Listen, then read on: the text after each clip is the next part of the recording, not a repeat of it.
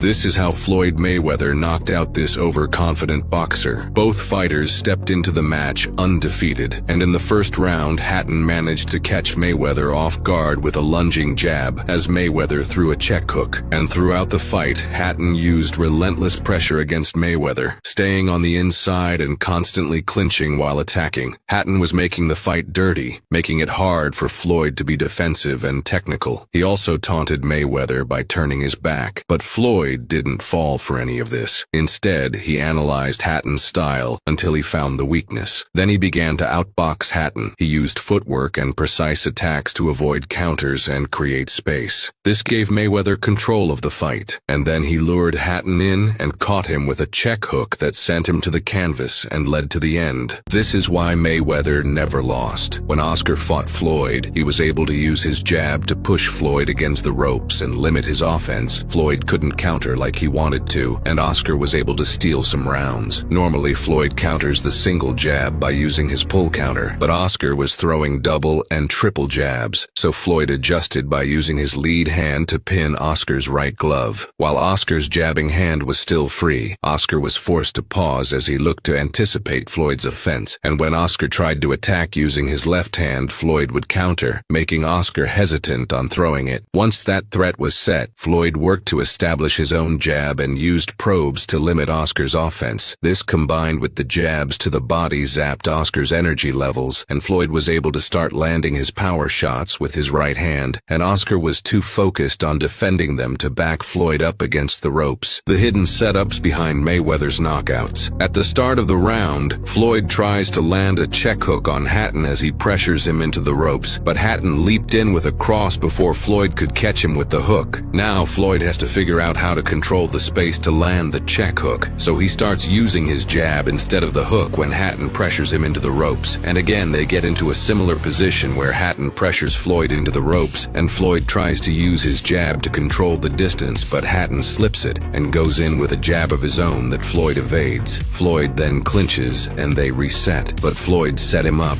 and he draws him into the same situation with Floyd against the ropes. But this time Hatton is expecting a jab as he goes in, but Floyd times him perfectly as he leaped in, knocking him down and getting the finish. This is how a wannabe Floyd Mayweather got humiliated by Marcos Maidana. Adrian Broner was a rising superstar, undefeated, and many thought he would become the next Mayweather. Broner was cocky, but he could back it up, becoming champion in multiple weight classes. And Broner thought his fight with Maidana would be like the rest. Maidana was a tough pressure fighter who wouldn't give up, but he had some defeats on his record which made many think that Broner would get the win. But once the fight started, Maidana began to pressure Broner, pushing him against the ropes and landing hard combinations. Broner tried to taunt Maidana by humping him, but in the second round, Broner reached out to parry a punch, but Maidana went around with a left hook that put him down. Broner was able to get back up and put up a better fight in round 3 and forward, but he was dropped again in round 8 and ended up losing the fight. This is why Floyd is the GOAT. Every time Pacquiao gets Floyd close to the ropes, he escapes, so Pacquiao decides to be more careful, slowly walking him down, but Floyd tries to keep distance with his jab. He also does some feints to analyze Pacquiao's reactions, and once he notices Pacquiao is slipping to the inside against the jab, he throws a fake jab to get the reaction, then lands a right hand, then misses the second one, but takes the opportunity to circle out and get back into the center of the ring. This is how smart Pacquiao and Mayweather are. Pacquiao does a foot feint and then feints a jab into a cross. Mayweather was in his Philly shell, so he counters Pacquiao with a right hand of his own, then uses his lead hand to maintain distance and keep Pacquiao away. Now Floyd does a feint, and Pacquiao tries to parry. Floyd then jabs, and Pacquiao parries it with a high guard. Floyd throws another jab, and it partially lands. Pacquiao then taunts Floyd and starts pressuring him. Floyd then jabs him again, but Pacquiao parries it and throws a cross. Pacquiao then feints, and Floyd shells up against the ropes, and Pacquiao goes off on him while Floyd rests. This is how the greatest boxers think. Manny is a southpaw, and Floyd is unorthodox. So Floyd leans on his rear leg trying to find an angle, but Manny's lead hand is high, so there's the threat of the parry. But once Manny lowers his lead hand, Floyd immediately jabs. Manny was aware of it and slips it, and Manny begins to pressure Floyd, and he feints low to get Floyd to step back. Then another feint which Floyd was ready to counter with a right hand. Floyd tries to get away by going right, but Manny cuts him off and pressures him against the ropes using another feint and an up jab, and Floyd squares his stance, which betters his lateral movement, but Manny doesn't allow him to escape, and once Floyd touches the ropes, Manny feints and goes to throw, but Floyd smothers. So Manny steps back and then comes back in to throw a body shot, but Floyd counters him with a right hand level, changes and smothers. This is how Floyd shut his opponents down. If you landed a big hit on Floyd, he would invite you to throw the same punch again until he figured out the best way to defend it in his mind. He would try different blocks or head movements until he disabled that punch. You can see here Pacquiao lands a jab, but Floyd keeps his hands down and invites the jab again, which he gets hit with a second time as he pulled too late. But he reset and kept his hands down and leaned forward again, inviting the jab. But once he adjusted, he began to counter Pacquiao's jab effortlessly, shutting down Pacquiao's most important weapon. But Floyd wouldn't allow his opponent to take away any of his weapons. In his fight against Zab Judah, he got countered while throwing a cross to the body that almost knocked him down. But instead of avoiding this punch, Floyd chose to throw it more, and he avoided the counter by pinning Zab's lead hand before throwing it. This is how Floyd Mayweather mastered the art of defense. Floyd understood that controlling the distance is the best defense, so one of his main defensive moves was bending at the waist to avoid offense, and then smothering his opponent, shutting down their offense. If Floyd wasn't smothering his opponent, he would step back out of range to avoid any follow-up.